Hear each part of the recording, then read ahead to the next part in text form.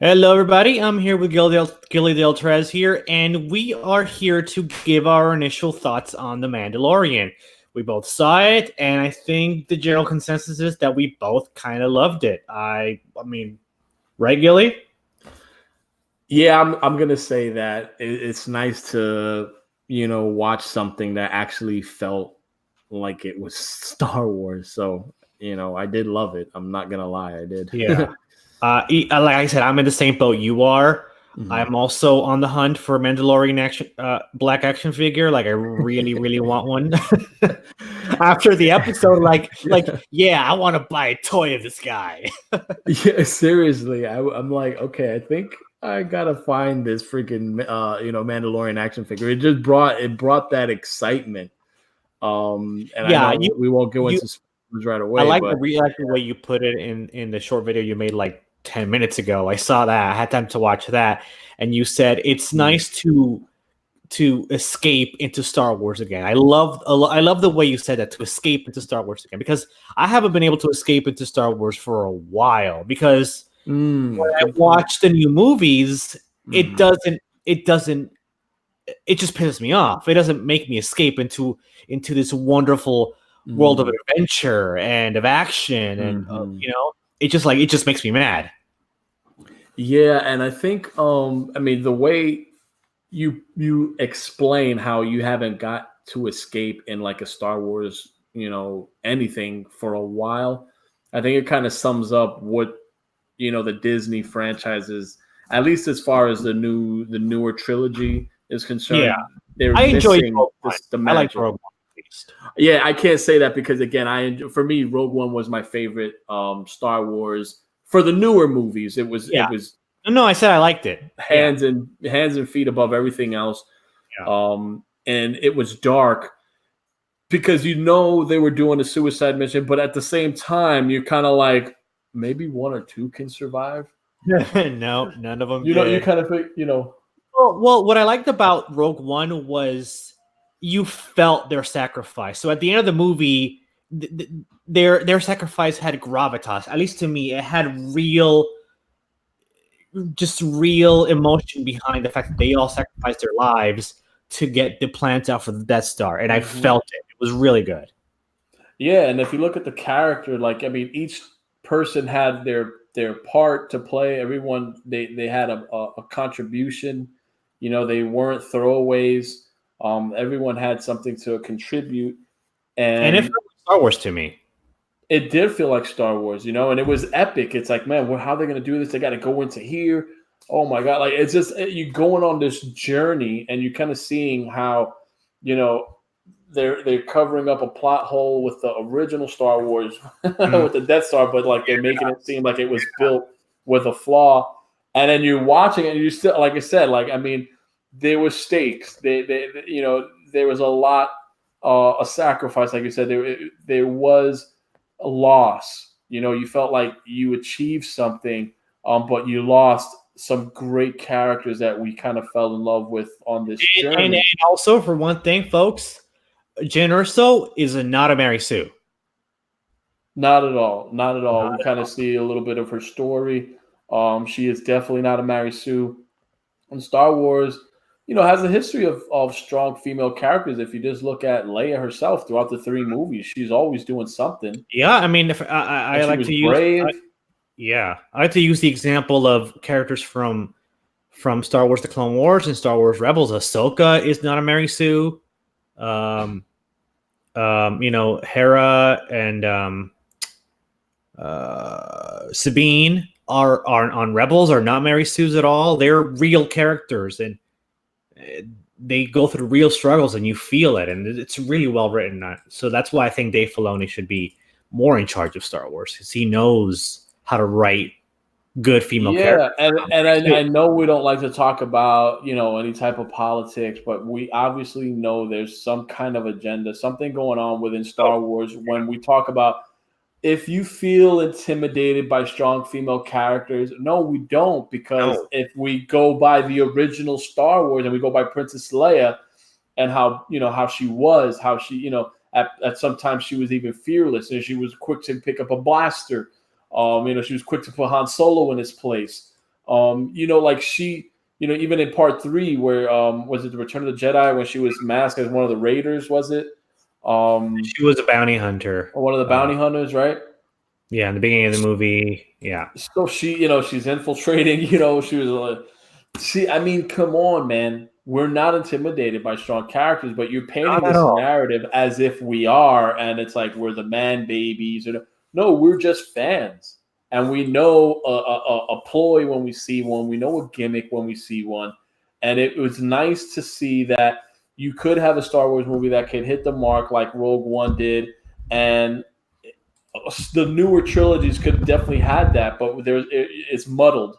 Mhm. It's muddled. The narrative is literally tossed in the mud, Yeah. and you can't even find it no matter how long you're Because in there are little pockets of brilliance in the newer movies, but they're outshadowed by the garbage.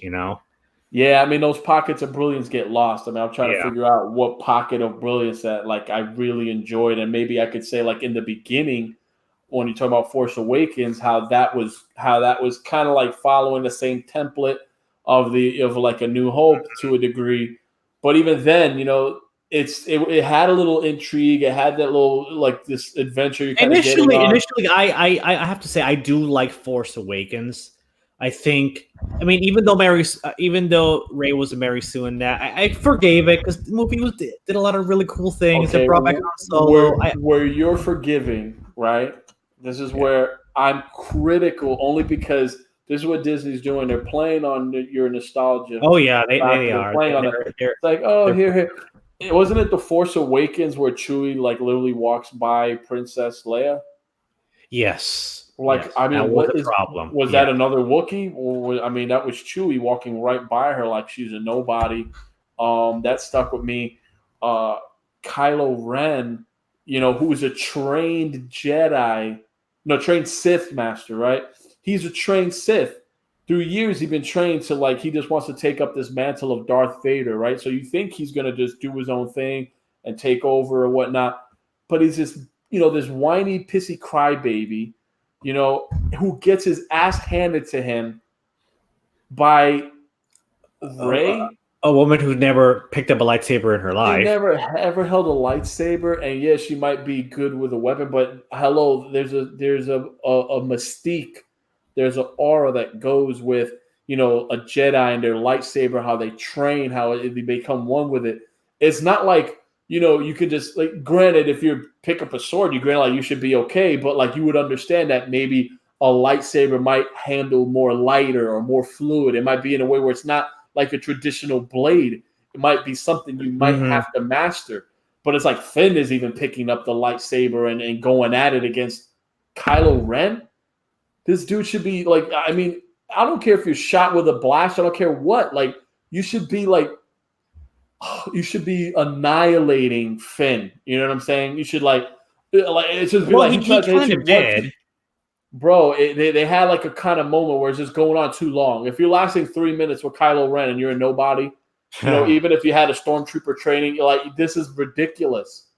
You should be 1-2 boom. Like it's just like the moment you come in thinking you got the lightsaber in your hand, pop, pop. He does not. It just takes you out. It's just like, oh, Kylo Ren. We don't see that.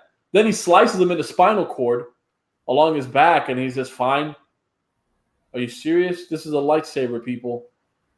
It's a joke. So it started off with that intrigue, but then the more it went on, it got boring. Like it really got boring. Like it just got boring. They're looking for this, I don't know who, this little green lady, whatever. Like that is just, it's getting boring. Come on, man. You got to say, I mean, at least for me. It's like it's getting lackluster. It's just like, okay, like Han Solo's wasted. It's just like, what the hell? But the Mandalorian, it restored a little bit of my faith to Star Wars right now. I have to say that. Mandalorian definitely did that, and I don't know if it's a TV formula or I don't know if it's just like another. And it seemed it's another team doing it, and maybe this person had more creative control, whereas with the newer Star Wars trilogy, and we see Rian Johnson, and we see J.J. Abrams, and we see Kathleen Kennedy on this power trip. Like we're not like there's no creative control. It's almost like you're being micromanaged. Like the boss is like, yeah, you're got control, but they're literally hovering over your every step. They're calling you every couple minutes to make sure that's everything's good. Yeah, that's what Kathleen Kennedy did. That's how she ruined all the previous movies. Because so there's nothing amazing going on in the newer movies. And then you want to talk about cool female characters. Rose Tico is boring. She's just pain. You know what? I think Emerald Haldo is worse than Rose Tico. I hate her more. Oh, who's she? The boss with the pink hair? Yeah, I can't stand her. She's a joke. She's a great actress. Her talent is wasted. I love her. But the character was written just bad. I really hated her. Well, Rose Tico, again, for me, is just like that whole thing with Finn seems so forced. Yeah, it was. I don't know if you feel it. You feel it's just it's a big pile, of we could say Triceratops crap, right? If we go back to like Jurassic Park. Yeah, that's a big pile. Like this is what like Star Wars has become as far as a new franchise. Now, does that mean the name has been sullied completely? I don't think so because now that I see the Mandalorian. A lot of people think that Star Wars is completely dead. I think it's on life support. I don't think it's dead though. Yeah, I wouldn't say it's dead because again, you have so much there. Like it's only a matter of time before. I mean, you could crap it up so much. All it takes is a good period away and just a good person to bring anything within the franchise to be somewhat decent. And if we look at the Mandalorian, that's just one step. But there's the upcoming season of Clone Wars, season 7. There's the Obi-Wan Kenobi show that hasn't come out yet. Right, there's an Obi-Wan Kenobi show that could be cool, right? So we're getting little flashes of life, right? But then if we look at cross entertainment, if we look at video games, we got the game coming out on Friday. We're both getting that. Yeah, like that's like for me. I hate EA. I hate EA. I just hate EA. Yeah, what they did with Battlefront was a joke. I didn't even buy them. I didn't buy any of the Star Wars games, and it's a pity. It's just like I should want to buy them, but I just didn't fall into the gimmick. It's just like it's a washed down campaign. It's just reskinning. It's just not. I see what you're giving me. I'm not going to support that. And if we're talking about Star Wars, we're not talking about some secondhand franchise. We're talking about this is this is what we call the big mother freaker, right? Like this is the this is the big bad mother freaker. Like you got something here that has power. And when EA just did what it did, it's just like, you know what? I didn't want to back. I didn't even want to support this video game. But when I started researching into it and learned a little about the company and how it's almost like EA's not banking on the game to do well because their whole thing is everything is online. Single player games have died. But if you look at games like the Outer Worlds, they've done pretty good. There's still single player games that show you can definitely have a single player experience. Oh yeah. So bringing Remedy into this and what they're doing with this game, I wasn't crazy about it because again, EA, and I like the idea of just creating my own Jedi and my own race, and I get that. But for this, it's kind of they're going cinematic, and if this does well, maybe we could see something along what I hope to see eventually come down the pipeline. Yeah, but, I mean, I think the game looks amazing. I'm really excited about it. I think we should both play it and then do a video about our first impressions sometime this weekend. Yeah, and then we could do another video where we do like a spoiler where we talk about maybe the first hour or 2 hours, or we'll divulge some of the game information. Because I think the game looks incredible. Looks amazing. I mean, right now I've been bitten by the Star Wars bug again so much that I'm actually thinking about writing a script out for a Star Wars fan film idea that I've had for several years. And I'm looking to contact some people in the fandom menace, like Jeremy from Geeks and Gamers, and seeing if they'd be interested in helping out a Star Wars fan film getting made, because the Phantom Menace, all of us at the Phantom Menace, they have a big platform. I'm sure they get tons of those kind of requests. So just make sure if it's something. I've got some solid ideas. I've got some solid ideas for characters. If you got something to do, have it ironed out, fully fleshed out, written out to the 20th draft, where it's great. So if they look at it, it's not a waste of their time. So that's exactly. Time, but definitely put your passion into it. I think it'd be a really cool project to work on. I would love to be involved in that. yeah, so I on a super chat a couple of days ago, Jeremy was having he was having a stream, and I put out a super chat and I asked him about like, would you guys be interested in like doing a Star Wars fan film? And he was like, well, no, not right now. Right now, I have my hands full, with a lot of stuff. But hit me up early next year, in 2020, and we'll talk because that's something I'd be interested in. And so the seed is planted. In other words, I planted the seed, which is great. So That's all you could do is plant the seed and also look into people who've actually produced some fan films, or maybe because they might be hard to get in touch with and they could steal your idea, I guess. I mean, try to find, it's almost like do your due diligence so you don't yeah, miss out on anything and you're protected. But it could be a good a good venture. yeah, I'm excited for it. It's something that I think could be really really cool. Yeah, I'm probably gonna write out the script with my best friend. Me and my best friend, we met through Star Wars. Like we met freshman year in high school, and we literally met because of our mutual love for Star Wars. So Nice. I couldn't think of any better person to write the script with than with him. So probably gonna work on that. Also working on the comic, of course. Duh. That's still my number one priority. But this is something that I don't know. I'm just really excited about this too. I don't know. I don't want to take on too much. Do you think I'm taking on too much? No, I mean you just gotta balance it. It's like when Yeah. juggler with his balls and he's juggling 8 balls at a time, 3 balls, 4 balls. Just balance the juggle out. That's it. Yeah. If you can manage that, you'll be fine. But definitely put some time into something you enjoy doing. And I mean, if Star Wars is your thing, like it is for a lot of people, like I said, go through the motions, rough draft, write as much as you can, and get it where it's so polished that when you send it out, people know that okay, this guy has some good stuff. I'll send you some of the drafts to see what you think of it. Yeah, I'll definitely share my opinion. Because Star Wars has a lot of potential. I would love to write a Star Wars book where I have complete creative control to do whatever I want. And a lot of times it doesn't happen that way. Which is why you get the crap we get, because we're not giving our creators the true freedom. We're kind of like holding their hands and trying to tell them do this. No, you can't do that, and you're pulling them away. Nope, stay close here. You got to stay close here. So you're not giving the freedom that they should have, and a creator definitely needs to be unleashed. Any good creator. And if you're writing for a publisher, and if they don't, I get it, but at the same time, you need to have that. You just have to. Yeah.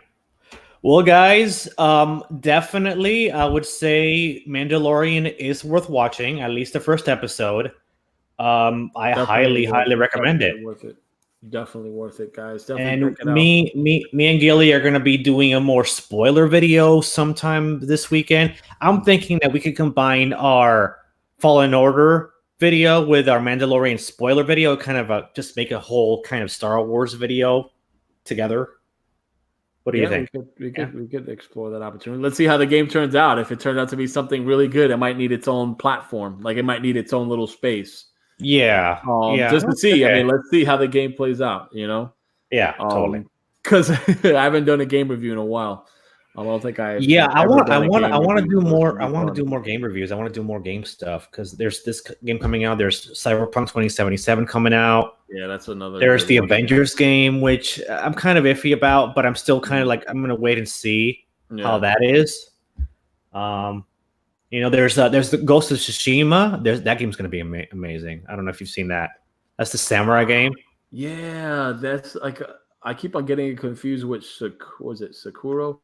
No, that's different. I'm like, that rings a bell. When is that one coming out? That's what I want. That one looks like this kind of really, really cool, samurai game. Oh, it looks so gorgeous. I'm really excited for that one too.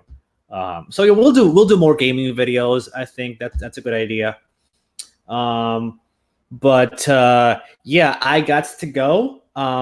But Gilly, we'll do this again sometime this weekend or Friday or whatnot we'll do a more Mandalorian spoiler video. Yeah, we'll do the spoiler rant on Mandalorian where we really get into it, and we'll see when we can plan out the. I think you know what? Actually, I'm not sure, but I think the new episode comes out Friday. I don't know for sure though. This Friday? Don't play with me, dude.